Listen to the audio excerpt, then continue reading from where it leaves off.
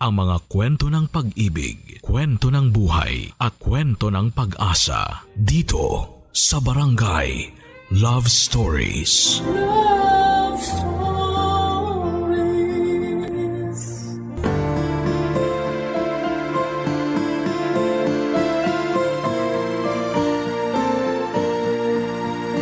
Sa mundong ito ay marami tayong pwedeng maging karibal o kakumpetensya. Kahit nga minsan ay hindi mo pa sinasadya. Ikaw kabarangay, meron ka bang naging kakumpetensya na umubos ng iyong pasensya? Dear Papa Dudut, ako nga pala si Duday, ang 30 karinderya queen ng Tondo. Sa pagmamayabang lang naman, sa karinderya ko, ang pinakamabenta sa lugar namin. Walang halong biro yan ha. Hindi lang ito dahil gusto kong magpa-advertise sa inyong radio station. Lahat ng kumakain sa karinderya ko ay palagi akong pinupuri, Papa Dudut. Napakasarap daw ng luto ko.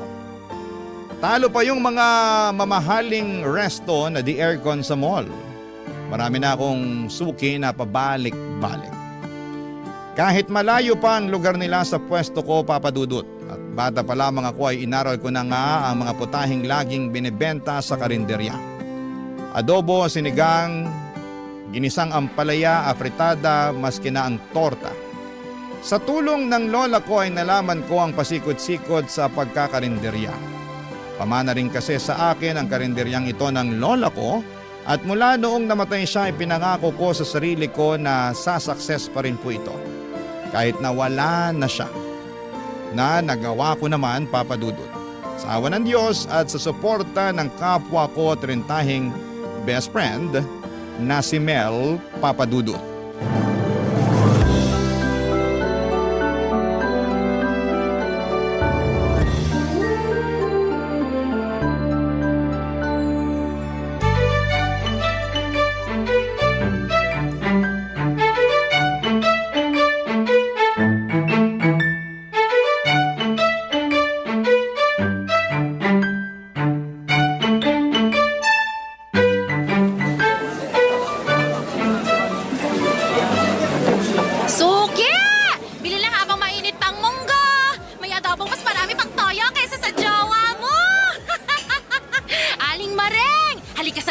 Silipin mo tong tortang talong ko, oh. Hindi mamantika, crispy pa. Pakaingay naman ng babaeng to. Hoy bakla, tigilan mo ako kung ayaw mong ibuhos ko sa batok mo tong sabaw ng sinigang ko, ha? Be naman, nangangasim na nga yung bato ko dahil sa init. Bubuhusan mo pa ng sinigang. Ay, gumilid ka nga. Natatakpan mo yung mga ulam ko. Ano ka ba? Kahit takpan ko itong mga benta mo, ang lakas pa rin ng amoy. Lalapitan pa rin ng customer. Bakit? Malinamnam bang amoy? Yes! Halatang pinasarap lang ng betchin. Charas! Sarap kita dyan eh. Di ako gumagamit ng betchin, no? Alam ko namang ma-pride ka pagdating sa betchin. Kaya nga ako bilib sa'yo. Kasi napapasarap mo ng todo yung luto mo kahit walang betchin. Duda ka pa. Yeah. Alam mo namang pinagpala ako sa galing sa pagluluto. Ganun? Minsan talaga dapat hindi ka pinupuri, no? Lumalaki ulo mo, be. Gusto maging down to earth, reminder lang. Ay, ayoko nga. Hindi ako magiging down to earth. At bakit ko naman gagawin yun eh? Saksakan ng sarap tong luto ko. Pang world class. Kavogue ang Fine Dining Restaurant. Ay! Oh, ayusin mo na kayong fine dining restaurant mo. Ay, Duday! Andiyan na yung crush mo, si Randy. Ang putok na naman yung ugat sa braso. Ang laki talaga, Hoy, umayos ka nga bakla. Sa akin lang ugat niya na. Uy, ba't mo ba pinagdadamot kung pwede namang hating kapatid na lang? Tigilan mo nga ako. Hating kapatid ka pang nalalaman dyan eh. Baka lamunin mo na ng buo si Randy kapag tumalikod ako. Hoy, hindi naman ako ganun. Hindi ako ganun kagutom sa braso niyang maugat. Ayos ka nga, andyan na siya. Tumimik ka na dyan. Uy, Duday! Mel! Kumusta, Randy? Kain ka ulit? Kumusta yung braso mo, Randy? Ugatin ba rin ba? Ay, hindi. Ang ibig ko sabihin, kumain ka na para hindi magutom yung mga ugat sa braso mo. Baka magalit yung mga yan. Baka biglang mga ganon. Ano ka Huwag mong pakinggan si Mel. Gutom lang yan sa Braso de Mercedes. Anong gusto mong ulam, Randy? Kahit isang pritong tilapia lang tapos ano bang gulay meron ka dyan? Alam mo naman tayong mga trentahin kailangan na natin ng gulay, di ba? Ay, gusto mo ng talong? Ay, Teresa! Tsaka sabaw. Diba? Maraming sabaw, gano'n. Ayos ka lang ba, Mel? Parang kanina ka pa, ano ka ba? Pusa ka ba? Ay, ano ba naman, Randy? Kailan ba yung pusa? Nako, wag na nga kayo magtalo sa harapan ng mga ulam ko. Baka magtampo yung okra, kumulubot bigla. Okay na ba sa tilapia, Randy? Magmunggo ka na lang para pumare sa tilapia. May sahog tong chicharon tsaka tinapa. Teka, parang first class yung munggo mo Ay? Baka magkulang tong dala kong pera. Ay, hayaan mo na. Huwag mo nang bayaran tong munggo. Talaga? Oo, kasi si Mel na raw ang manlilibre sa'yo. Hoy, girl! Ba't naman ako yung ginawa mong volunteer sa Munggo? Teka, huwag mo nang pagbayarin si Mel. Ako nang bahala. Magkano ba? Ay, sige na nga, libre na ang munggo. Ito na lang tilapia at kanin ang bayaran mo. Oh, heto pa saging. Libre na rin. Yun! Wow! The best ka talaga, Duday. pala Kaya yung hindi ako saging. makalingon sa ibang karinderya Alam mo, sa'yo pa lang, kontento na ako. Oh! Ayan! Ganun! Ano ba? Kababata ko si Randy at matagal ko na siyang gusto. Bata pa lamang kami ay type ko na siya papadudot. Pero parang hindi niya ako bet. Parang ang turing niya sa akin ay nakababatang kapatid. Mas matanda siya sa amin ni Mel ng 5 taon. Lagi ko nga ang fini-flames, Hope, ang mga pangalan namin. Nakakainis lang kasi puro friends ang lumalabas. Minsan ay gusto ko na tuloy magpalit ng pangalan. Madalas ko namang iparamdam kay Randy na type ko siya papadudot. Yung mga libreng ulam niya, hindi pa ba sapat yon para ma-realize niyang gusto ko siya? Soffer, manhid niya. Kala mo ay nakalaklak ng anesthesia. Kaya lang konting tiis, ganun talaga ang mga lalaki. Masyado silang nonchalant. Hindi naman ako napapagod maghintay. Hanggat wala siyang girlfriend, papadudot, aasa ako na mapapansin din niya balang araw.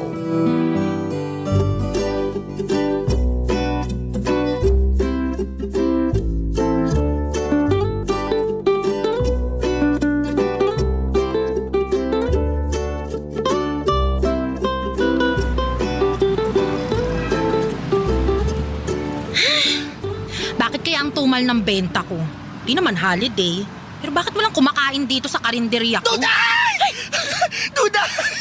Ito na yung katapusan mo, girl! Ano pinagsasasabi mo dyan? Wait lang, para ako naipitan ng ugat sa tagiliran, Ari. Ay, nako. Ay, ganito na ba talaga pag tetrentahin na? Ang bilis maipitan ng ugat. Teka, breathe in. Walang breathe out, wait lang. Okay. Palabasin mo na kasi ang hininga mo. Ay, nako. Ano ba nangyari, Mel? Girl, katapusan mo na nga kasi. Sorry Anong katapusan? Anong katapusan? Iklaro mo. Ayan o, dyan sa kabilang kanto. May bagong bukas na karinderya. Kaya naman pala wala akong customer ngayon. Correct! Andun lahat. Kahit yung traidor na si Aling Maring, ini-enjoy yung mga tortang talong dun sa kabila. Kung makasubo ng talok, akala mo last day niya na. Kaya naman pala hindi makatingin si Aling Maring sa akin kanina nung napadaan siya rito Inalok ko na lahat ng klaseng talong. Nako, ayaw pa rin. Manda talaga siya. Hindi na siya makakaulit ng libreng sabaw dito kapag bumili siya. Bahala siya dyan. Malabo na siyang bumili ulit dito, no? Mukhang trip na trip niya rin sa karinderya sa kabilang kanto Gusto mo silipin natin? O sige, silipin natin. O, paano tong karinderya ko? Ha? Sino magbabantay? Girl, kailangan pa ba itong bantayan? Mukhang wala namang magkaka-interest dito na kawin yung mga ulam mo Tumbak lang to, nakakasakit ka na ng loob Charis lang! Ikaw naman. Tara na kasi, sandali lang tayo. Para makita mo kung sino yung kakumpetensya mo. Sige na nga. Pero teka, isasara ko lang tong karinderya. Oh, go, go, go!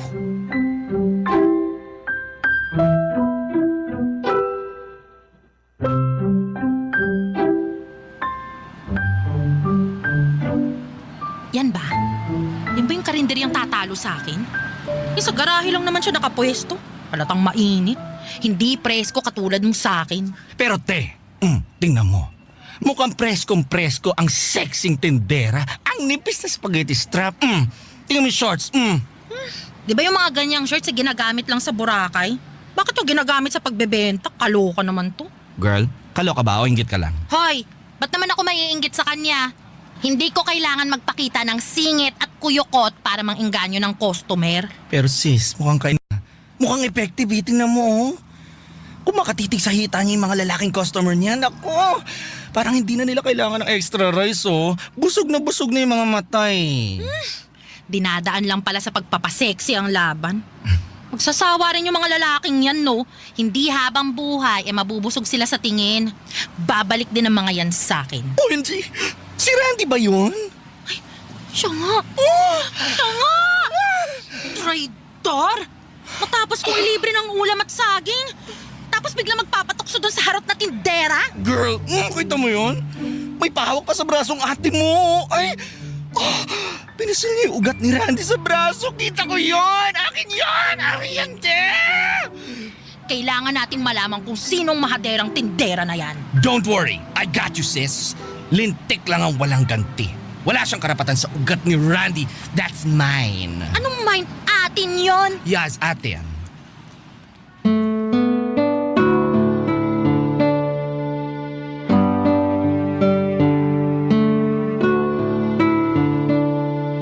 Halos magsiputukan ang mga ugat namin sa ulo ni Mel, Papa Dudut. Nakakairita na kinuha na nga ng babaeng ito ang mga customers ko, pati ba naman si Randy? Pulang-pula ang mga mata ko habang pinagmamasdan kung paanong makatitig si Randy sa tenderang yon na akala mo ay isa siyang ulam na napakasarap. Umalis na kami kaagad ni Mel bago pa kami ma-stroke sa selos. At inalam na rin namin kung sino ba ang bagong saltang tendera na ito. Siya pala si Cindy, Papa Dudut. Kaedad lang din namin pero mas mukha lang siyang bata dahil balita namin buwan-buwan daw nagpapagluta drip siya. Sagana rin daw siya sa sunscreen dahil reseller siya ng sunscreen ng isang vlogger. Mahilig tumesting ng mga negosyo at ang naisip niyang gawing negosyo ay karinderya dahil dumarami na mga tao sa lugar namin. Marami akong napasarang karinderya dahil ako ang pinipili ng mga taga roon sa amin. Pero mula noong dumating tong si Cindy ay natakot naman ako. Paano kung karinderya ko na ang mapasara niya, Papa Dudut? Barangay Love Stories. Barangay Love Stories.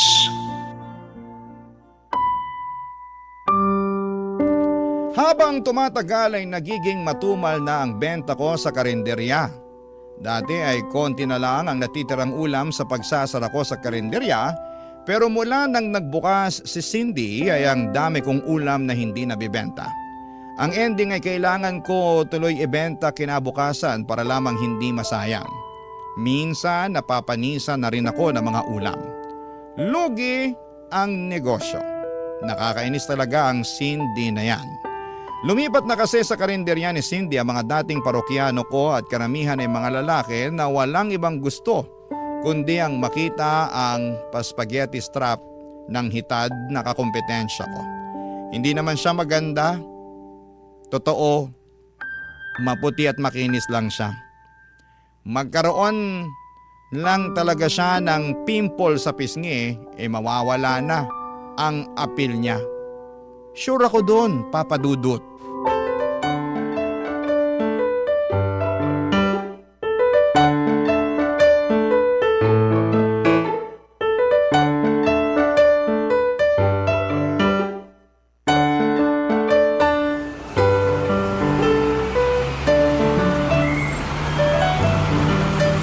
Mel, dalian mo! Teka, please lang. Hinahinay lang sa paglalakad. Marupok na yung tuhod ko. Dalian mo, bakla! Wag mo na akong artehan dyan. Kailangan natin sugurin si Cindy habang kainitan ng mga benta niya. Mag-eskandalo ka talaga, sis? Ayoko ng ganyan. Ikaw na lang. Hoy, hindi ako mag-eskandalo, okay? Oh. Gusto ko lang laitin yung mga benta niya sa harapan ng mga customer niya. Ay, girl, pag-eskandalo pa rin yon. Pero low-key lang. Ginaslight pa ang pagiging eskandalosa. Ewan ko sa'yo, Duday. Masyado ka nang na-obsess dyan kay Cindy. bakit hindi mo na lang sarapan yung benta mo? Baka kailangan mo na talaga ng magical powers ng Betchin para bumalik sa'yo yung fans mo. Hindi na to madadaan sa Betchin, Mel, ha? Sobrang lala na kaya ng emotional damage sa akin. Kailangan maturuan na ng leksyon ng Cindy na yan. Wala namang ginawang masama sa'yo si Cindy. Nagkataon lang siguro na dahil bago siya yung pinapansin ngayon. Babalik din sa'yo yung customers pag naumay na sila sa mamantikang adobo ni Cindy. Miss ko na yung mga customer ko. Kaya kailangan ko na silang pabalikin sa akin. Dali na, bilisan mo! Bakit kaya hindi na lang ikaw ang mag-isang sumugod doon? Bakit kailangan kalagkarin mo pa ako rito? Kasi nga, kailangan ko ng backup. Basta, dapat agree ka lang ng agree kapag nilalait ko yung benta ni Cindy, ha? Ano, G? Ay naku! Kung wala lang talaga akong utang na 1.5 sa'yo, hindi ko to gagawin, girl. At buti alam mo. Oh, basta ha, ganap kong ganap.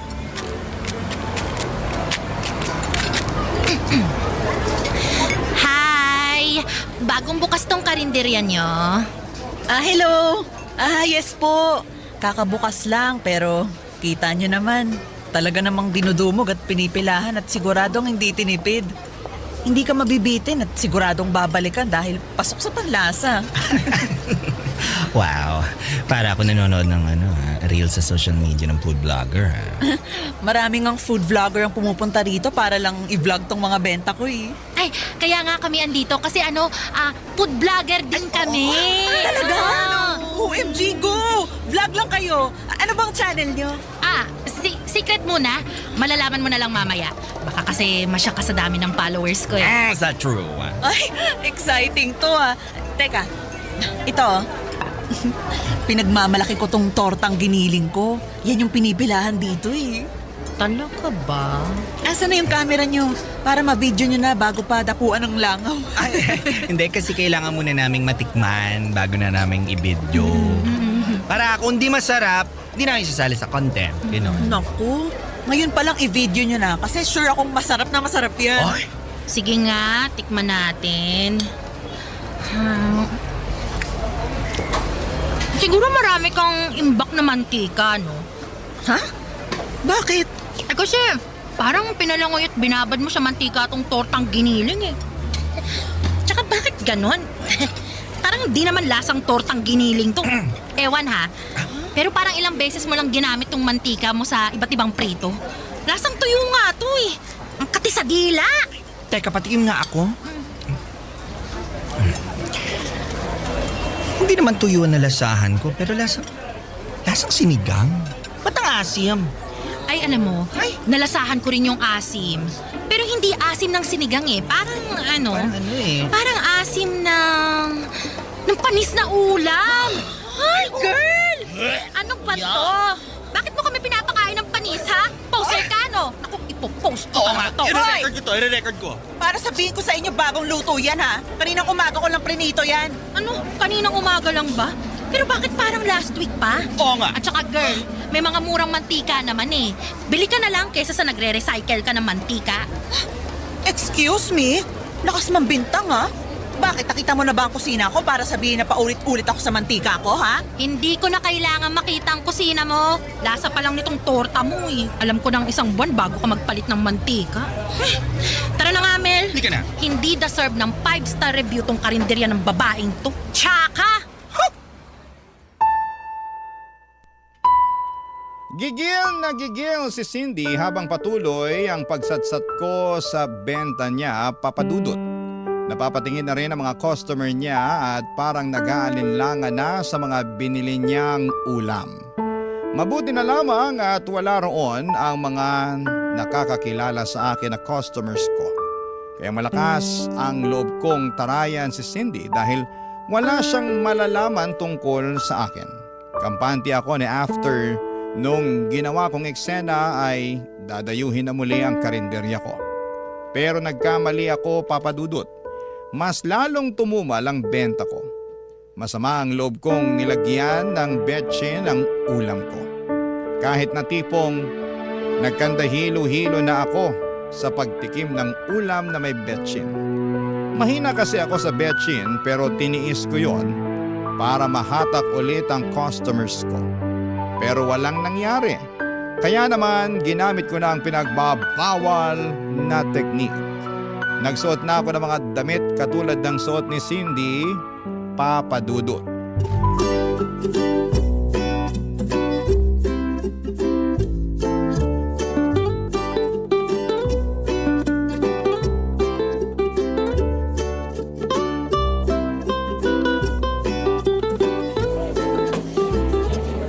Ay, taray pare! Nagpakita ka na rin sa wakas ng skin. Wala tayong choice. Di na madaan sa betsin eh. Baka kailangan ko na talagang magladlad ng iskin. Hindi ko alam, medyo mataba pala yung braso mo, no? Hindi ko alam, medyo bastos ka rin ano? Ay, nanibago lang naman ako. Kasi sanay ako sa'yo na laging long sleeves ang suot. Bakit? Naman. Di ba bagay? Ay, bagay naman. Pero iwas mo na sa extra rice, girl, ha? Bumabakat sa damit mo yung bilbil mo. Chares! Alam mo, hindi na charis yan eh. Ay, oo naman. Kumabig lang ako ng joke sa dulo para hindi ka masaktan, gano'n. So ano, magpapalit na ba ako? Sa sinabi mo, feeling ko tuloy baka mas lalo akong makataboy ng customers eh. Ay, okay na yan, sis. Laman tiyan ka pa rin naman. Tsaka perfect ang makeup mo today. Pula ng blush on, no? Kasing pula ng tusinong benta mo. Taray. Umalis ka na nga! Panira ka ng araw eh! Okay, sis. Tawagan mo na lang ako later kapag may ulam kang hindi mabebenta, ha? Willing akong saluhin. Mag-stomach in na lang kaya ako. Para hindi masyadong lumitaw yung bilbil ko.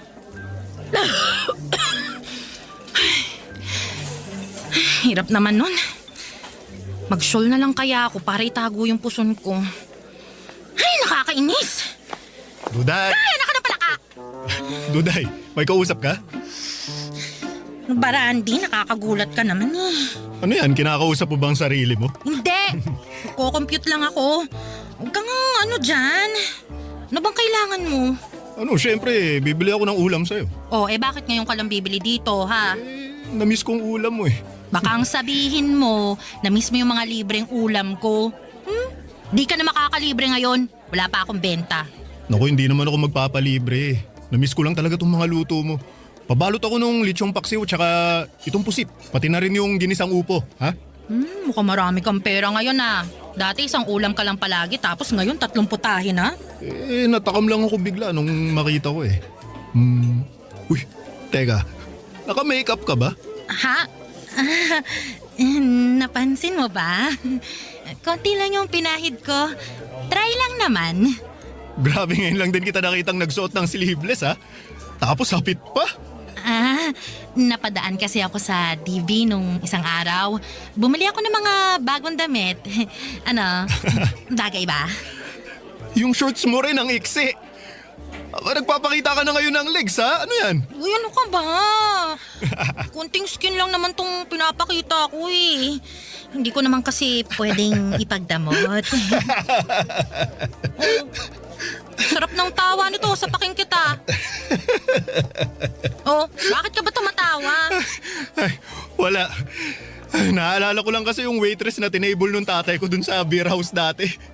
Alam mo, ganyan din kakapal yung makeup nun eh. Tsaka ang iksi ng suot. Tapos, tapos lumuluwa pa yung bilbil sa gilid. Mukha ba akong taga-bar? Ay, hindi. Ay, nanibago lang ako. Sorry. Duday, ipagbalot mo ng ako ng ulam para makaalis na ako.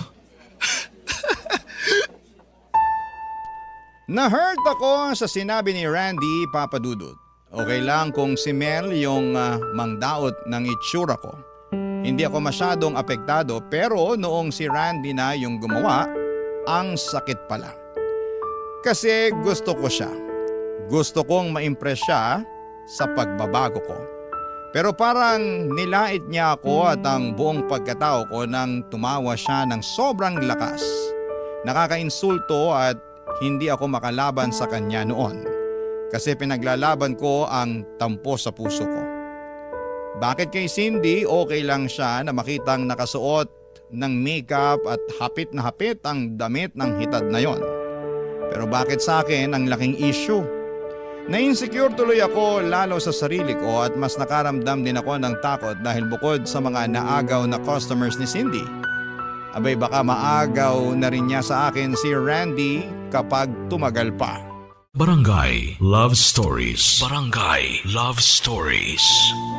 Mas okay na akong agawin ni Cindy or mas okay nang agawin ni Cindy ang customers ko kesa ang nag-iisang lalaking gusto ko, si Randy. Kaya naman kung nagtagumpay siya sa customers ko ay hindi niya yon magagawa kay Randy. Kaya naman binakuran ko na po si Randy habang hindi pa lumalalim ang koneksyon nilang dalawa. Hindi na ako nag-spaghetti strap at mixing shorts. Pero natuto na rin po akong mag-ayos base sa bagay na damit sa akin. Panay na rin ang daan ko sa palengke kung saan ay nagkakargador itong si Randy. Lagi akong may dalang ulam para sa kanya. Alam kong kahinaan niya ang pagkain, kaya yon ang uunahin kong ilagay sa harapan niya. Isang gabi maaga akong nagsarado ng karinderya para iabot ang gabihan ni Randy. Inaabangan ko siya kung saan siya madalas tumatambay pagkatapos ng trabaho niya, Papa Dudut.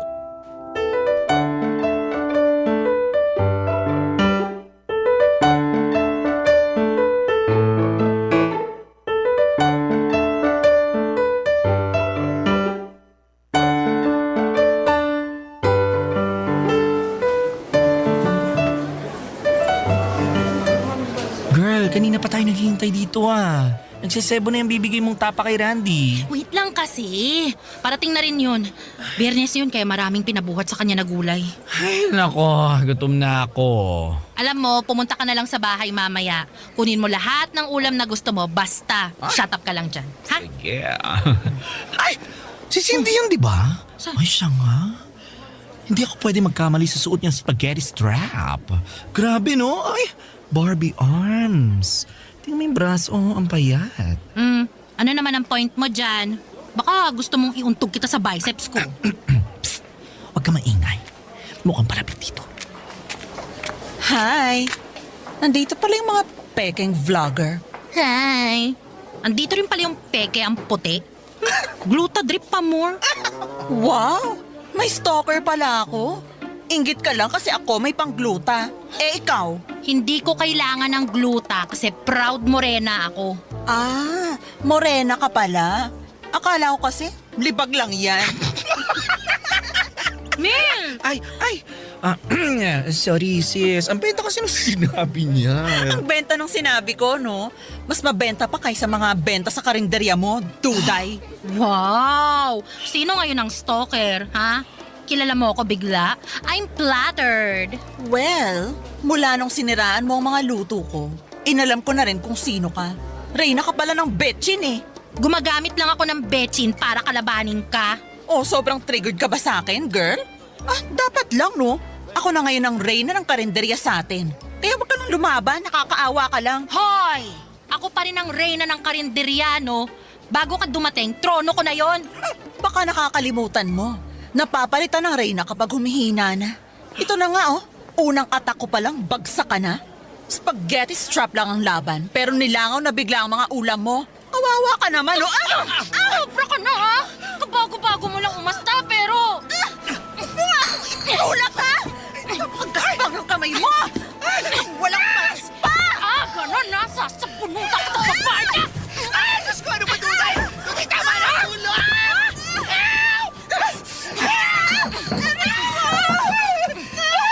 Tunay! Tama na! Walang titigil sa pamilya ka! Hoy! Duday! Duday! Cindy! Ano bang nangyayari, ha? Randy, huwag kang humarang dyan! Hindi, tama na! Nakita mong pumutok na tong labi ni Cindy, oh. Ayos ka lang ba, Cindy? Hindi.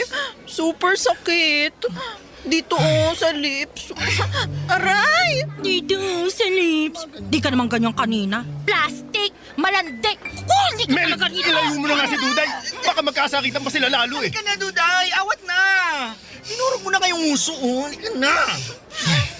Pasalamat kasi hindi may umawat sa akin ngayon, ha? Makikita mo sa susunod. Makikita mo! Napaiyak na lamang ako hindi dahil sa sakit na natamo ko sa pagsabunot ni Cindy sa akin, kundi dahil mas kinampihan siya ni Randy. Siya pa itong unang hinablot ni Randy para protektahan sa akin. Hindi ba dapat ako? Ako yung dihado eh. Ako ang kababata niya. Ako ang matagal na niyang kakilala. Ako yung totoong nagmamahal sa kanya. Mula noon ay natauhan na ako, Papa Dudut.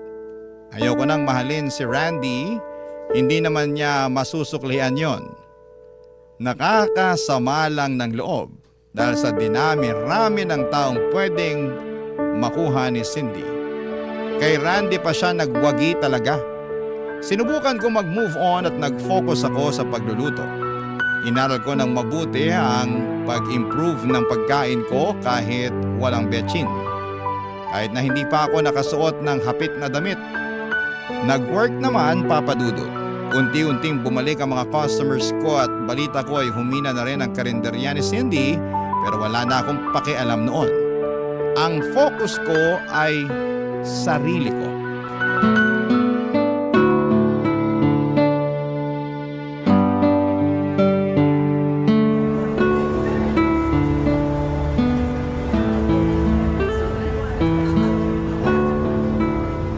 Konti na lang tong natirang adobong sitaw. Ha? Iuwi mo na, Mel. Wala na bang afritadang manok dyan? Ay, naku pa kasi kinag-crave yun eh. Wala na. Ubus na. Bawi ka na lang bukas. Ay, grabe ah. Lumakas ulit benta mo. Tsaka parang mas mabenta ka na ngayon kaysa noon. Ganun talaga kapag nakafocus ka sa sarili mo. Eme. Ay, pakilagay mo nga muna tong kanin sa ref. Tsaka pakicheck mo na rin kung meron pang graham cake sa freezer. Kainin natin mamaya. Ay, bet ko yan. Wait.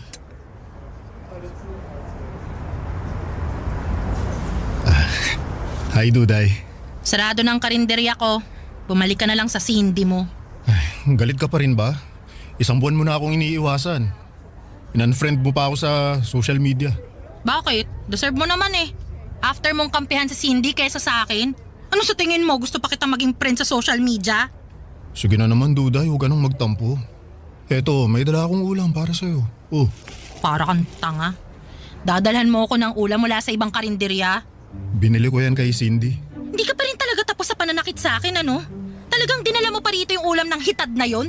Huwag ka munang magalit kasi. Tikman mo muna. Mas gusto ko pang tumikim ng lason kesa dyan sa mamantikang ulam niya. Eh ayun na nga eh, mamantika talaga ang mga benta niya kasi kailangan niyang ulit-ulitin yung mga benta niya sa loob ng isang linggo. Alam mo naman na nakakatagal ng buhay ng ulam kapag lumalangoy sa mantika yung pagkain, di ba? Akin na nga yan. Titikman ko. Ano ba to? Ba't ganito yung lasa? Matabang na nga, alam mong luma pa. Oh, sabi ko naman sa'yo eh, wala talagang tatalo sa mga ulam mo, Duday. Walang tatalo pero doon ka kumakain sa kanya. Mas plastic ka pa sa plastic labo. Eh, eto na naman tayo eh. Ito na, magpapaliwanag na ako kung bakit ako laging nandun. Ako yung tagahatid ng gulay at karne para kay Cindy. Kinontrata niya ako, malaki yung bayad niya eh. Libre pa ang pagkain mula umaga hanggang tanghali. Kaya yun, syempre, pinatos ko na. Sayang din naman yung kita, no? Ang dami mo naman pwedeng gawing racket dyan ah. Pero bakit sa bruhang yun pa? Aminin mo, type mo lang talaga siya eh. Hoy, hindi ko siya type. Alam mo namang ayoko sa mga babaeng halos lilitaw na lahat ng ililitaw sa katawan eh. Ayoko sa mga masyadong ma-makeup. Sinungaling. Ay nako. Alam mo kung ayaw mong maniwala, hindi naman kita pipilitin. Pero sana maintindihan mo na kailangan ko rin ng pera. Kailangan kong makaipon kaya ako nagtrabaho sa kanya. Bakit ba bigla kang naging mukhang pera ha? Dati naman sapat na sa'yo kung magkano man yung kinikita mo dyan sa pagkakargador mo sa palengke. Tsaka sa pag-extra-extra mo bilang delivery boy. Ano kasi, gusto kong makaipon para hindi naman nakakahiya sa'yo kapag inaya kitang lumabas. Gusto mo akong ayain lumabas? Naku, dati pa. Hindi lang ako makadiskarte kasi nahihiya ako eh. Mas marami kang pera sa akin, may sarili kang negosyo, strong at saka independent woman ka. Eh ano ba naman ako, di ba? Kaya syempre gusto ko na may patunayan sa'yo bago ako lalapit para manligaw. Teka. Ano? Gusto mong manligaw sa akin? Oo, Duday. Kaya nga ako nandito eh.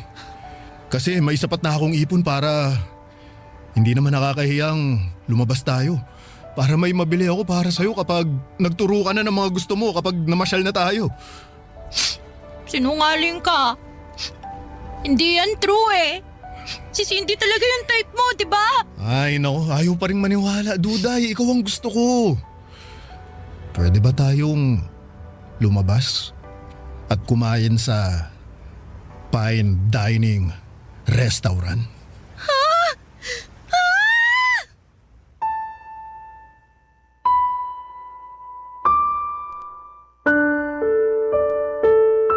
Kinilig ako sa wakas ay umamin na rin si Randy. Natagalan man bago siya umamin pero napakasaya ko. Perfect ang pagdating niya.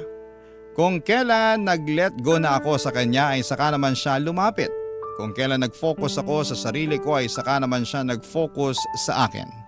Nakakatuwa lang talaga, Papa Dudut, mula noon ay naging happy na ako. Sa career ko sa karinderya at sa love life ko. Nabalitaan kong nagsarado na rin ang karinderya ni Cindy. Napansin na rin ng mga tao na nakakaumay ang mga benta niyang mamantika. Sa akin na pumupunta ang mga customers niya. Hindi pa rin kami nagkakaayos na dalawa pero napatawad ko na po siya. At sana'y napatawad na rin niya ako. Maraming salamat po sa pagbasa ng aking liham. Ang inyong kapuso at kabarangay forever, Duday. Uy, kabarangay! Agree ka ba sa ending ng ating barangay love stories na ito? I-share mo na ang feelings mo sa ating comment section. Ang mga kwento ng pag-ibig, kwento ng buhay at kwento ng pag-asa dito sa Barangay Love Stories. Love Stories.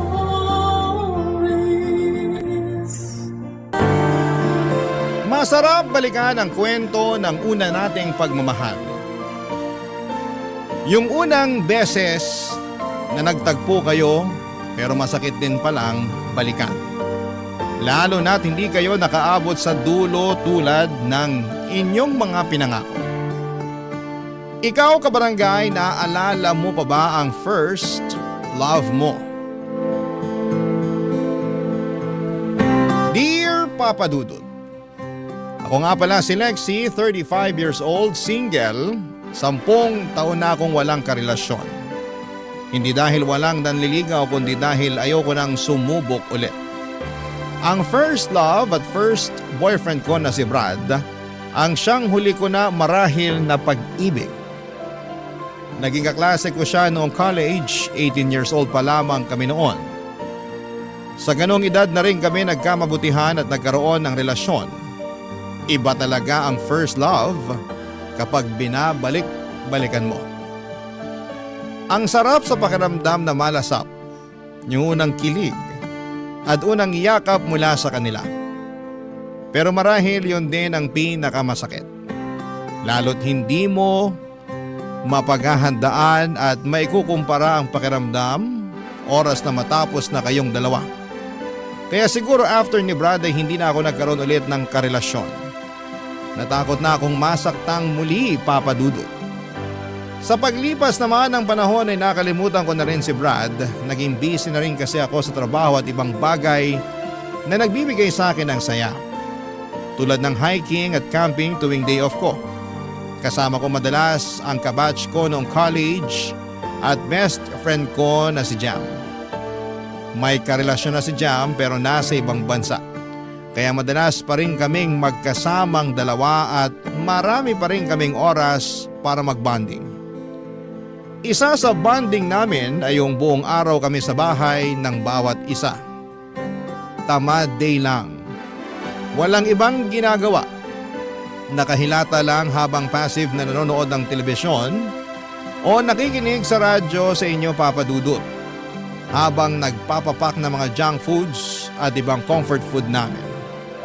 Isang hapon habang nakahiga ako sa sofa at si Jam naman ay nag-scroll sa kanyang Facebook ay may balitang dumating.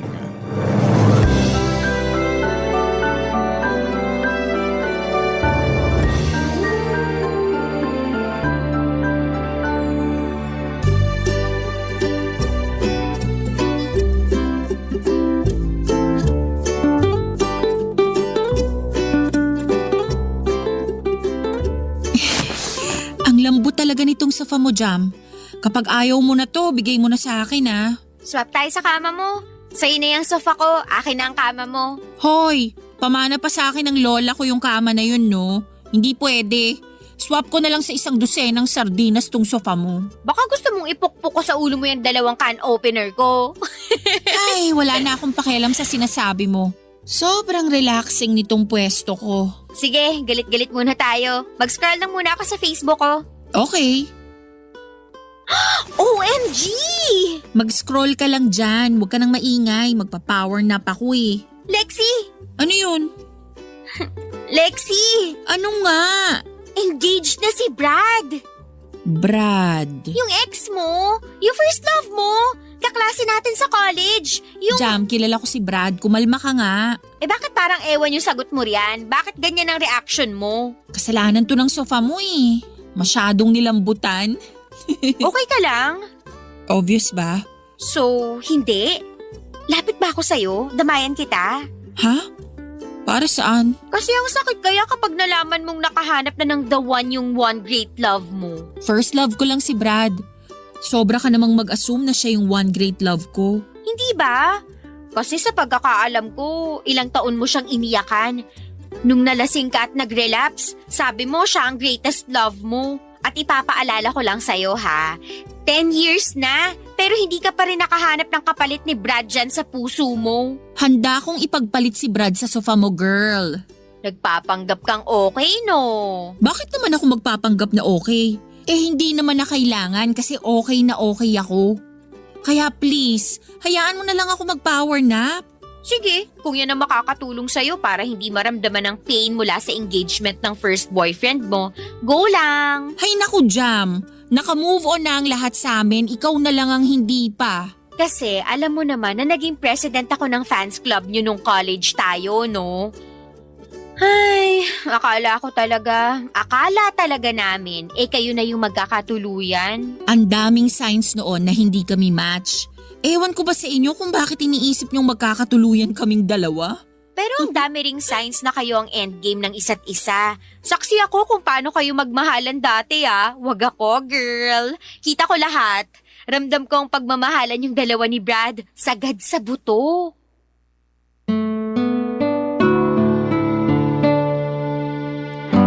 Hindi na lamang ako nagsalita sa huling sinabi ni Jam. Nagpanggap na lamang ako na hinila na ng antok.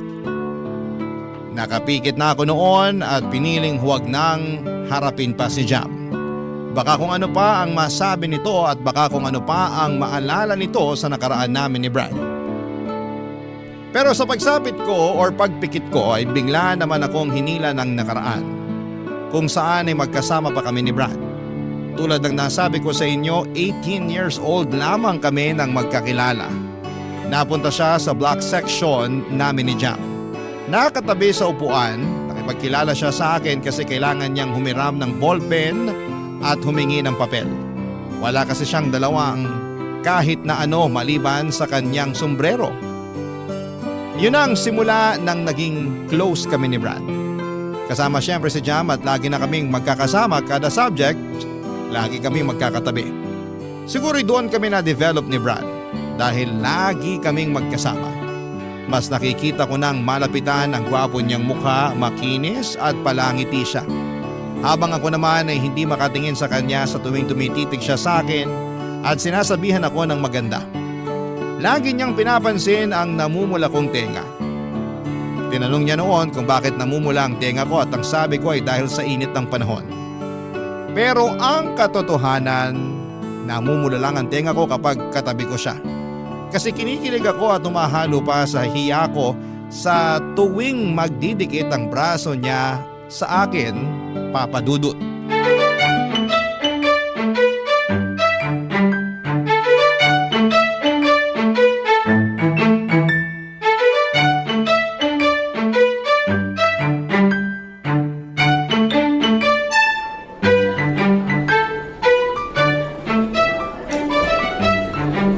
Grabe, ang hirap nung quiz kanina. Kulang na lang ma-stroke ako sa first question.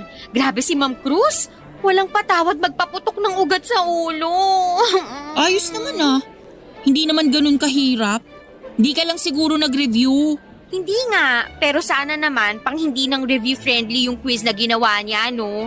Gusto talaga niyang umulit ako. Sige siya, mauumay siya sa pagmumukha ko sa next sem. Sumama ka kasi minsan sa amin ni Lexi para mag-review. Oo nga, Jam. Sama ka na minsan. Doon lang naman kami madalas sa library o kaya sa hallway ng dorm ni Brad. Wag na. Ikaw, bahala ka. Kung gusto mo mag-hello ulit sa mukha ni Ma'am Cruz next sem, huwag kang sumali sa pagre-review namin ni Lexi. Hahanap na lang ako ng ibang review group. At bakit ayaw mo sa amin? Matino naman kami ha. DL nga tong si Brad eh. Eh kasi naman, pwede ko bang sabihin? Pa-suspense pa. Bakit nga? Kasi naman pag magkasama kayong dalawa, nakakalimutan niyo na ako. Ha? Anong sinasabi mo dyan? Wag nang magmaang-maangan, no? Kita ko sa pamumula ng tenga mo ngayon na kinikilig ka. Hoy, namumula ang tenga ko dahil sa init ng panahon. Girl, December ngayon, malamig. Microwave mo lang ang mainit. Best friend mo ako, kaya alam ko na kapag namumula ang tenga mo, dahil kinikilig ka kay Brad. Subukan mo itanggi, babagsak ka sa algebra sa finals. Oh, diba? Na-choke ka ngayon dyan. Ewan ko ba sa inyong dalawa? Obvious naman na nagkakagustuhan na kayo pero wala pa ring umaamin. Hoy Brad, ikaw ang lalaki, mag-first move ka na. Parang ewan naman tong si Jam. Di nabulol ka ngayon kasi true ang sinasabi ko. Ganito na lang ha, iiwan ko muna kayo para magkaaminan na. Binuksan ko na ang pinto para sa inyo, pumasok na lang kayo. Bye! So, ano na? Ang loko ni Jam, no? Pero hindi naman siya mali. Anong ibig mong sabihin?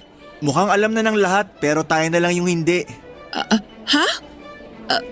Ano? Hindi ko alam kung gets mo ang sinasabi ko o ayaw mo lang unawain. Nabigla naman kasi ako kay Jam. Pero gets mo naman yung nangyayari sa atin bago pa man magsalita si Jam, di ba? Oo. I mean, medyo lang. Sakto. Pwedeng magtanong? Ano yun? Ayoko na kasing nasosolo lang kita tuwing nagre-review. Baka naman pwedeng masolo ka sa isang date. Pwede. Pero sure ka? Gusto mo kong kadate? Hindi lang kita gustong i-date. Gusto talaga kita. Bakit ako magtsatsaga mag-review sa marumi at maingay na hallway ng dorm kung hindi kita gusto? Bakit kasi hindi mo nalang sinabi sa akin noon? Siguro kasi kailangan ko yung pagiging taklesa ni Jam para matulungan ako. Ako rin. So gusto mo rin pala ako? Ha? Ano? Namumula tenga mo. Tama si Jam. Senyalis yan kapag kinikilig ka sa akin.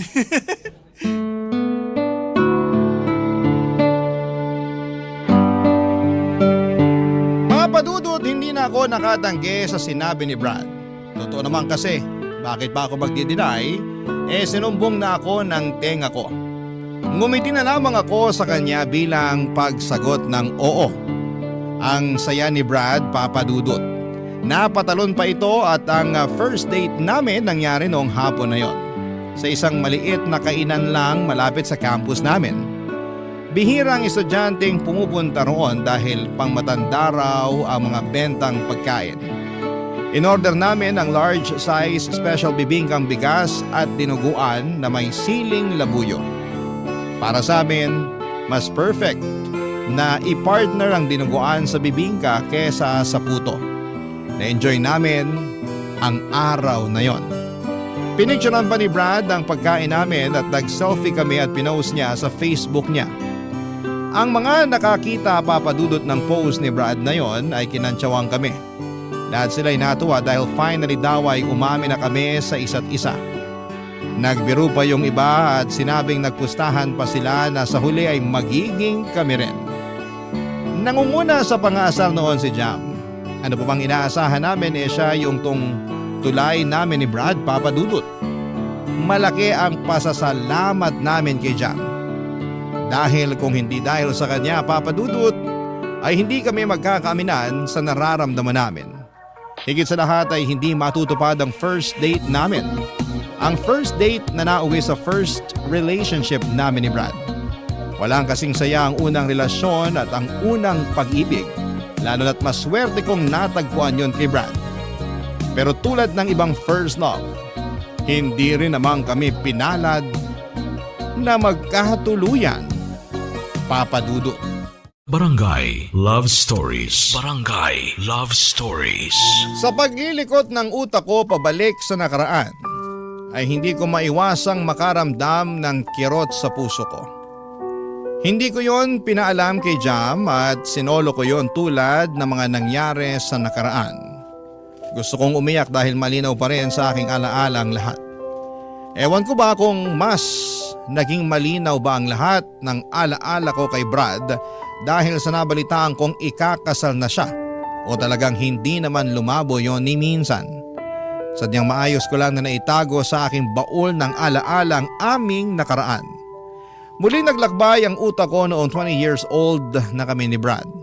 Graduating na kami noon at siguradong magmamarcha kami dahil sinipag naman namin sa pag-aaral at ginawa namin ang lahat para lamang makaabot kami ng diploma. Kakatapos noon ng finals namin, nag-celebrate kami sa paborito naming kainan kung saan namin binibili ang bibingkang bigas at dinuguan. Iyon at iyon lang naman ang ino-order namin kada matatapos ang exam week. Napansin namin na parang hindi sinasadyang naging tradisyon na yon para sa amin. Habang hinihiwan ni Brad ang bibingka at habang sinasaling ko naman sa mga mangkok namin ang dinuguan, may mga napagkwentuhan kami sa future na nagdulot ng takot sa akin, Papa Dudut.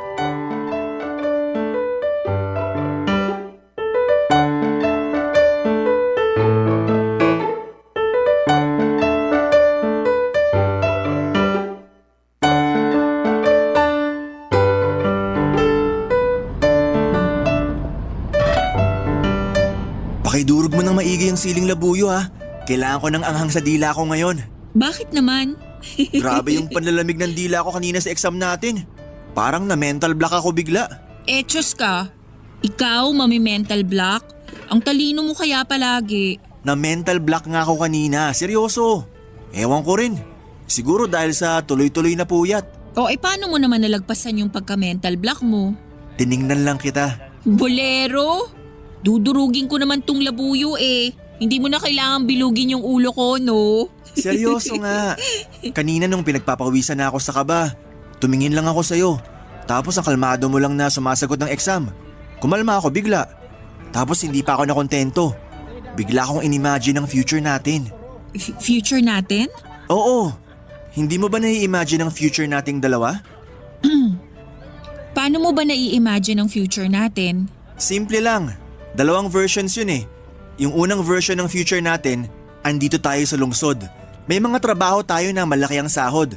Nakatira tayo sa pinakamataas na floor sa isang sikat na kondo. Kita natin sa gabi ang lahat ng liwanag ng buong syudad. May dalawang malaking kwarto yung kondo natin. Isa sa atin at isa naman para ron sa kambal natin. Tapos mag-aaral sila sa private school. Excited nga akong makita habang suot nilang bagong plancha na uniform nila eh. Ang cute lang. Tapos ihahatid ko sila sa school kasama ka. Tapos magkakape muna tayo sandali. Alone time natin. Pagkatapos ng kape, ihahatid na kita sa trabaho mo. Ako naman ang susunod. Yung version 2? Mas simple yun ha. Naisip ko sa probinsya tayo maninirahan. Magnenegosyo tayong dalawa. Kukuha tayo ng modern kubo na merong 3 kwarto. Isa sa atin, isa sa kambal natin, at ang isa naman bakante. Magagamit lang yon kapag may bisita tayo o kapag magkaaway tayo. Kasama rin pala sa ini-imagine yung away natin. Kaya nga 3 yung kwarto, di ba? Tapos meron tayong hardin. May mga tanim tayong gulay at saka may mga alaga rin tayong mga manok, bibe at kambing. Kapag nakaluwag-luwag, bibili tayo ng baka na pwede nating gatasan para sa mga bata. Wala tayo halos kapitbahay. Mahina ang signal para hindi tayo lagi nakatutok sa mga cellphone natin. Tapos meron akong tricycle na ipanghahatid sa mga bata sa school. Okay lang sa akin kahit sa public school sila mag-aaral. Basta cute yung uniform nila. Importante yun. Tapos, uwi ako sa'yo para magkape naman tayo sa balkonahin natin. Kaharap natin ang hardin natin at malakas ang hangin. Ay, simpleng buhay sa probinsya. Yun ang version 2. Detalyado naman palang naiisip mo para sa future natin eh. Ikaw ba? Anong naisip mo para sa future natin? Ako? Pansin ko parang kinakabahan ka habang nagkukwento ako sa future natin. Okay ka lang ba? Ayaw mo ba ng mga ganong usapan?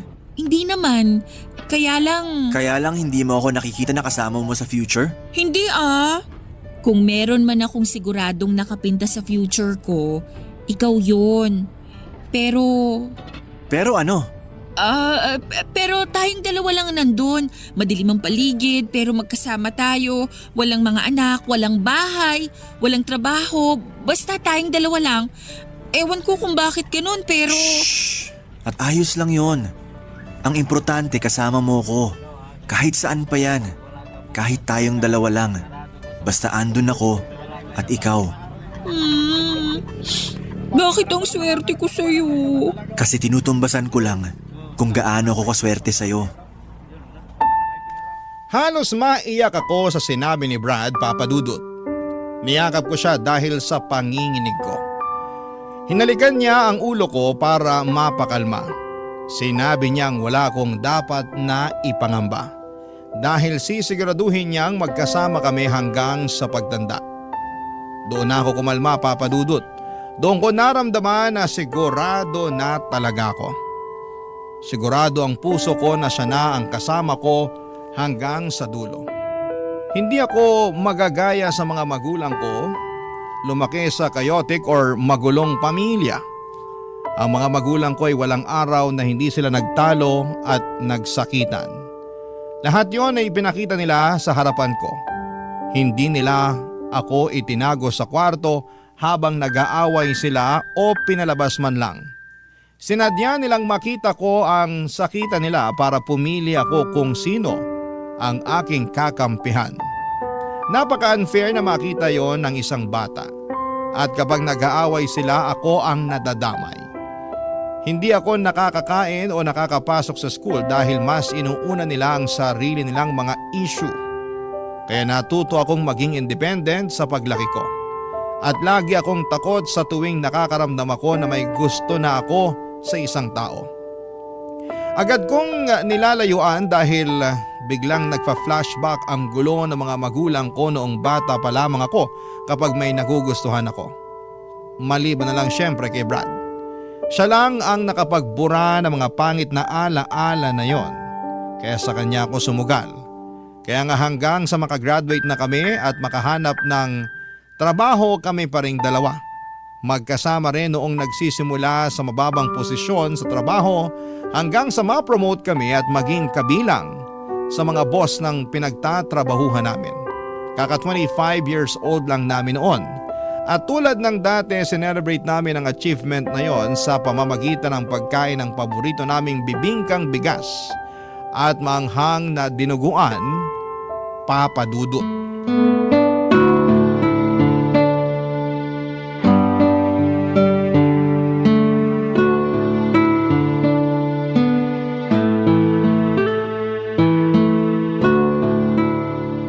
Grabe no? Parang hindi nagbago ang lasa ng bibingkang bigas nila. Ang sarap pa rin. Malambot at malasa, hindi pa tinipid sa itlog na maalat. Lalo na tong dinuguan nila. Ang dami pa ring lahok na baboy. At yung anghang, palong-palo.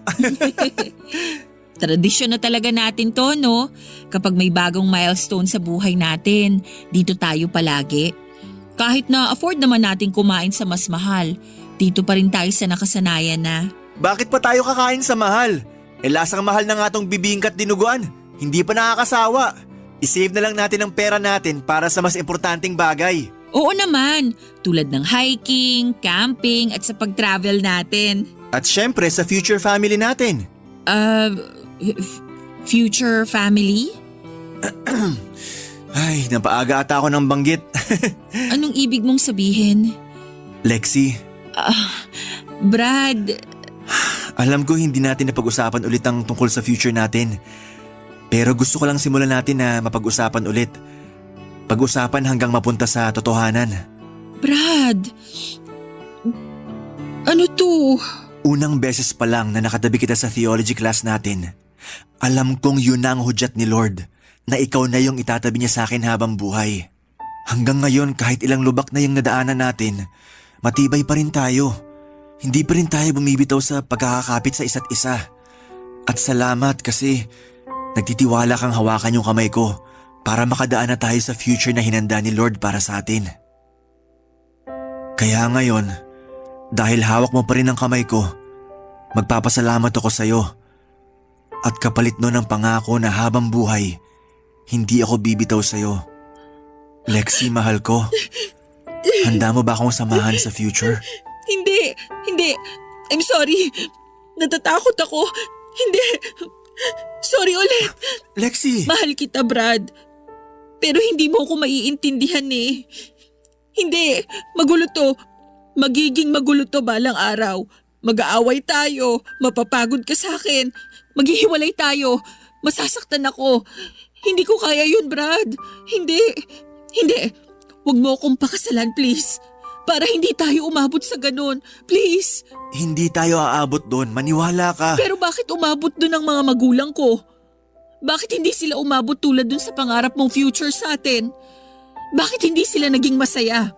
Bakit hindi ako naging masaya kasama sila? Dahil hindi tayo sila. Iba ako sa tatay mo. Iba ka sa nanay mo. Tayo lang ang may alam na pwede tayo maging masaya sa future. Hindi mo alam yan. Lexi, hindi ko alam kung ano mangyayari sa future. Pero isa lang ang sigurado ko. Andun ka. Parati ka ng lahat sa akin sa kinabukasan. At kahit anong mangyari, sisiguruhin kong hindi tayo magagaya sa mga magulang mo. Magtiwala ka lang sa akin. Mamahalin kita hanggang masiguro kung hindi ka na matatakot ulit na silipin ng future. Kasi andito na ako eh. Paano kung hindi mag-workout? Paano kung mag-workout tayo? Paano kung sabay tayong magkakaroon ng puting buhok at rayuma sa tuhod? Ayaw mo bang maranasan yun? Gusto. Ikaw ang magdidesisyon kung aabot tayo ron. Kaya... Oo. Sabay tayong magkakaroon ng rayuma at puting buhok.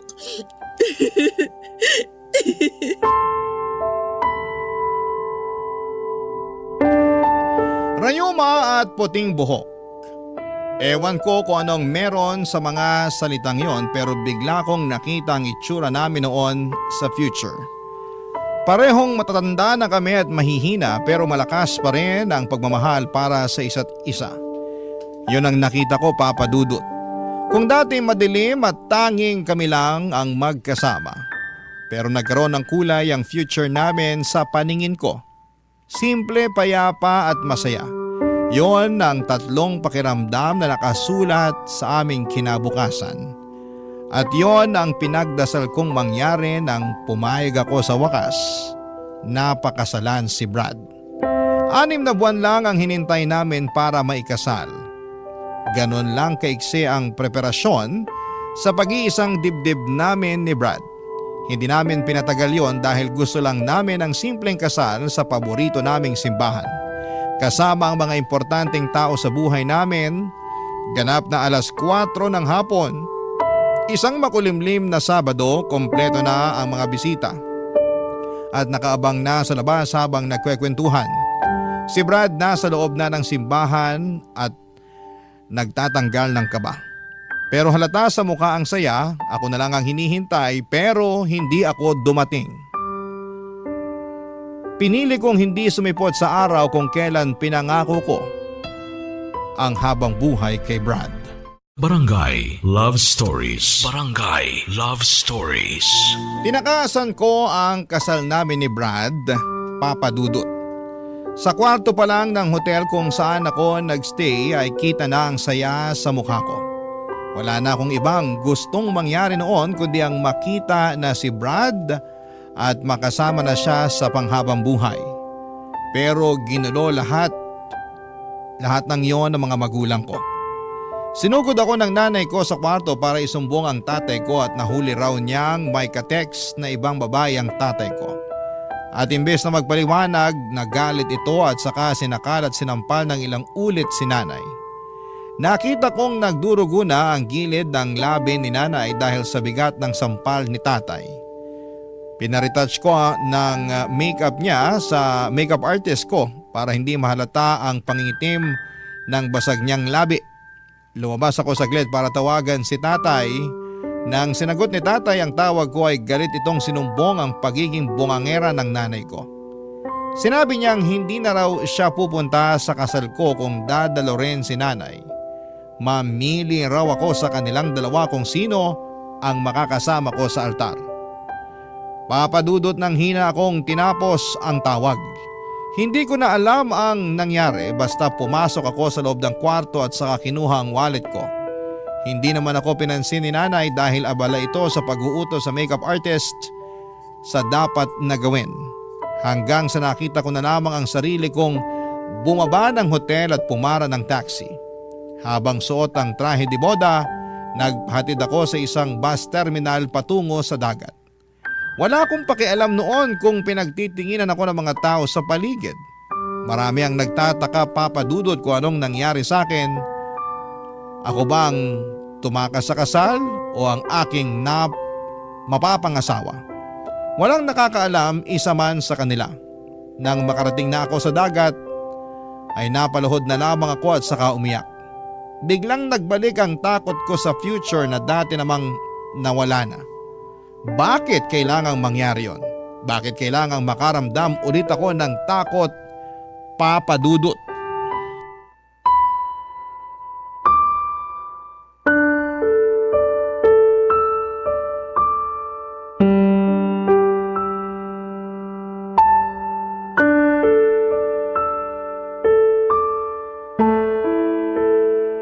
Lexi, asan ka na?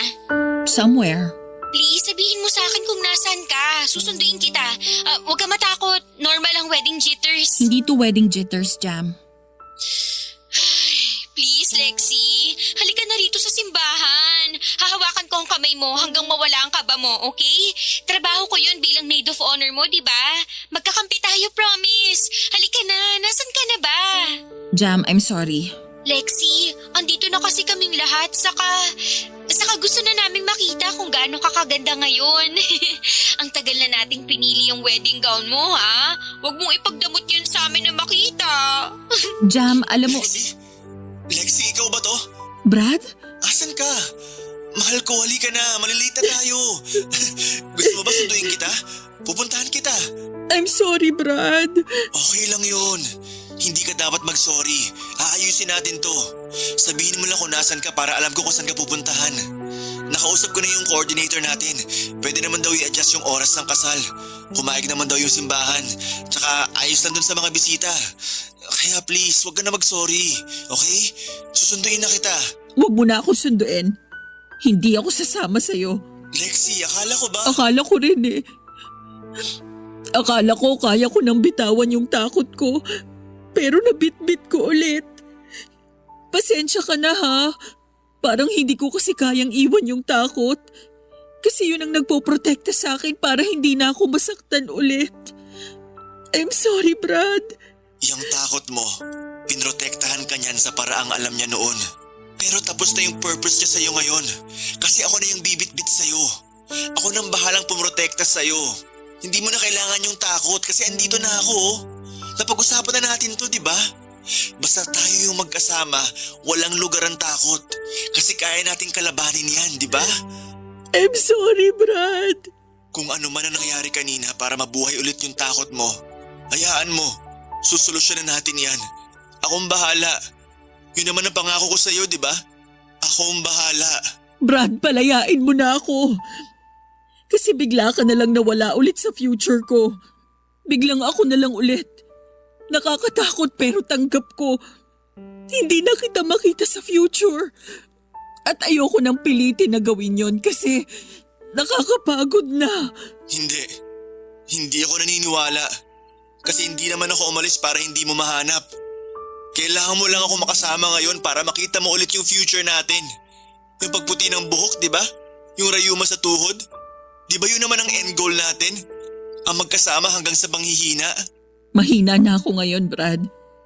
Hindi ko na kayang abutin yung mga nakaplano sa future natin. Kasi ngayon pa lang, lunod na ako rin eh. Hindi na ako makaahon at ayoko nang umahon. Kaya hayaan mo na ako. Hindi ako ang dapat mong makasama sa future mo kasi hindi kita deserve. Hindi ko kayang makita yung nakikita mo. At sorry ulit kasi sinubukan ko naman eh. Pero wala talaga. Nawala lang talaga. I'm sorry, Brad. Hindi. Hihintayin kita rito. Alam ko may tapang pa rin sa puso mo. Hindi yan puro takot. Kilala kita. Matapang ka at kaya mong labanan yan. Ilang beses mo na nga nagawa, di ba?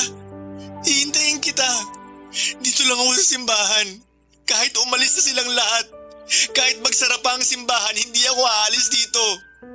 Magtitiwala ako na pupunta ka. Pumalik ka. Kahit hindi matuloy ang kasal natin ngayon, okay lang. Basta magpakita ka lang, Lexi. Hihintayin kita. Parang awa mo na. Kahit wala na sila. Huwag mo nang paguri ng sarili mo, Brad. Huwag ka nang maghintay. Tama na. Maawa ka naman sa sarili mo. Hindi ako ang para sa'yo. Sana mapatawad mo ako at sana balang araw matagpuan mo yung tamang tao para sa'yo. Yung katulad mo na may malinaw na direksyon at plano sa future. Hindi katulad ko na malinaw lang ang takot. I'm sorry, Brad. I'm sorry. Hindi halos matapos ang iyak ko noon, Papa Dudut. Tuloy-tuloy lang ang pagbagsak ng luha kahit ayoko na at pagod na. Sa dulo ng puso ko ay merong sumisigaw at sumakay na ako ng bus at bumalik sa piling ni Brad. Pero mas nang ibabaw ang sigaw ng takot. Mas malakas ang sinasabi nitong huwag na akong aatras. Iyon daw ang tama at kailangan ko siyang palayain. Mas pinaniwalaan ko ang sigaw na yon. Kaya ang sakit ay nagtuloy-tuloy at ang bigat ay mas naramdaman ko. Sa pagdaan ng mga araw ay hindi na ako muling nagparamdam kay Brad. Hinanap niya ako pero pinili kong magtago. Hanggang isang araw ay hindi na ito nagparamdam muli, Papa Dudut. Napakasakit. Pero kailangan ko pong tanggapin. Hindi na kami nakapag-usap na dalawa at lumipas na ang 10 taon saka ko natanggap ang isang masakit na balita. Ikakasal na siya. Hindi ba't yun naman ang hiniling ko para sa kanya? Ang mahanap niya ang tamang babaeng pakakasalan niya.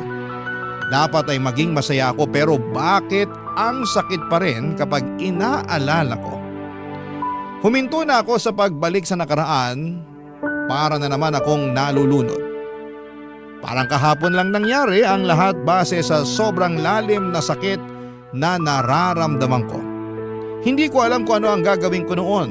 Dinampot ko ang cellphone ko at tinawagan ang isang pamilyar na numero na hindi ko kailanman binura sa cellphone ko. Ang number ni Brad. Nanginginig akong nagdasal na sana'y hindi pa rin siya nagbago ng numero. At tila pinakinggan naman ang aking kahilingan at ilang segundo lang ay sinagot na yon ang pamilyar na boses, Papa Dudut.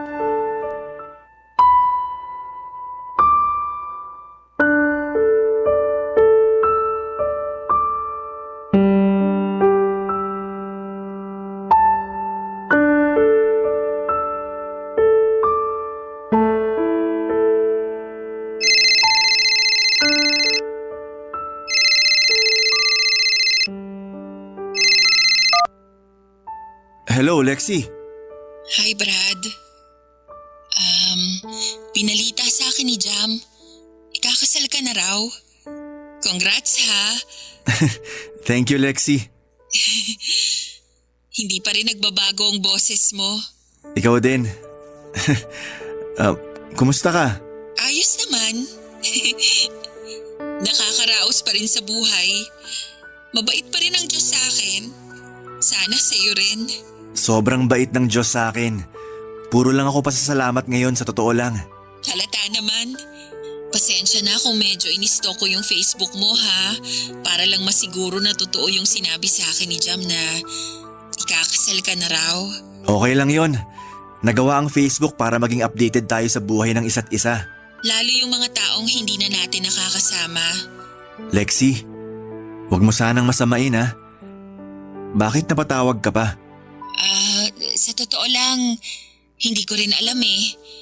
Nung nakita ko yung announcement ng kasal nyo, bigla kong naalala yung noon. Yung sa atin? Oo. Sorry kung hindi tayo nag-workout. Sorry kung hindi ko natupad yung pangako ko na tatanggalin ko yung takot mo sa future. Hindi mo naman obligasyon na tanggalin yung takot ko eh. Trabaho ko yun. Ako dapat ang gumawa nun. Sorry din kung nagmukhang ikaw ang responsable sa takot ko noon ha. Pasensya na talaga. Sobrang dilim lang talaga noon. Naiintindihan kita. Noon pa man. Tumawag ako kasi sa totoo lang. Gusto ko lang ding maisara na yung chapter ng naging relasyon natin. Kasi kung magiging totoo ko ngayon sa'yo, hindi ko pa naisasara ng maayos yung libro natin eh. Kaya siguro, palagi akong hinahabol ng multo ng nakaraan natin. Laging mabigat. Laging nakakatakot. Closure. Kung yan na magpapapanatag sa loob mo at makakawala ng takot mo sa next chapter ng libro mo, ng buhay mo, sige. Huwag mo sana itong mamasamain ha. Wala na akong balak na humabol sa'yo, kaya huwag kang mag-alala. Inosente lang ang tawag na to. Wala akong ibang plano kung hindi magpasalamat sa'yo sa pagsubok mo na makitang kasama mo ko sa future mo. Noon, minsan, hindi madaling magplano ng future kasama ako, pero sa'yo ang swabe lang. Ang bilis ko lang ma-imagine kung ano yung magagandang plano mo sa atin. Noon, kaya lang kasi mas naniwala ako dun sa pinipintang future ng takot ko. Yung walang tayo, yung matatapos tayo. Sorry kung hindi naging enough yung assurance ko sa'yo ah. Sinubukan ko naman. Akala ko matatalo ko yung nararamdaman mong takot pero aaminin ko, sumabay na rin akong maging mahina tulad mo. Natakot na rin ako kasi parang hindi ko kaya na mag-isa na lang na lumalaban para sa na-drawing kong future natin. Noon, hindi naman pwedeng ako lang ang magkukulay noon kasi mas masaya kung kasama kita habang ginagawa yon. Pero duwag ako. At tama ka, nahila kita sa kaduwagan na yon. I'm sorry. Alam ko kung gaano kasakit ang ginawa ko sa'yo nung time na tinalikuran kita. Pero mas pinili mo pa ring maghintay kahit na alam mong hindi na ako babalik. hinintay talaga kita, ilang taon. Hindi lang ako nagparamdam kasi sabi mo wag na. Alam ni Jam yun. Naisip ko baka nga kailangan mong makapag-isip-isip. Pero hindi mo alam kung ilang beses sa gabi ako nagdadasal sa Diyos na sana tanggalin na niya yung takot sa puso mo para bumalik ka na sa akin. Pero hindi yun nangyari. Hindi ka bumalik. Pero may dumating. Tama ka. May dumating. Naging madali at simple na lang ang lahat nung nakilala ko siya. Tama ka rin noon. May makikilala pa akong mas akma sa akin. At thank you kasi alam kong tumulong ka rin sa pagdadasal para makilala ko ang mapapangasawa ko ngayon. At ibabalik ko sa iyo naging hiling at dasal mo na yon. Hinihiling ko na balang araw kapag handa ka na at wala nang takot, makilala mo na sana yung lalaki na magpapakita sa iyo na masarap magkaroon ng puting buhok at rayuma sa tuhod kasama ang tamang tao. Goodbye, Brad. Goodbye, Lexi. At doon na nga tuluyang nagsara ng payapa ang kabanata namin ni Brad. Naisara ko na rin ng tuluyan ang libro na matagal ko nang itinatago. Ang gaan sa pakiramdam na magkaroon ng katapusan ng kwentong hindi na para sa'yo. Kahit minsan iniisip mo ang happy ending mo, wala pa ako sa ending ko at parating pa lamang ako roon. Yung tamang tao para sa akin ay on the way na at habang bumabiyahe pa siya, gumagawa naman ako ng paraan para ayusin ko ang sarili ko. Para matanggal ang takot ko. Para kapag dumating na siya ay handa na ako papadudot. Hindi na muling aatras at sa wakas ay aabot na sa altar.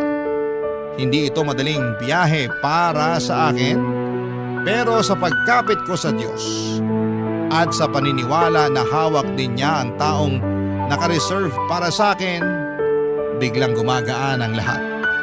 Bigla akong gaganahan na ayusin ang sarili ko.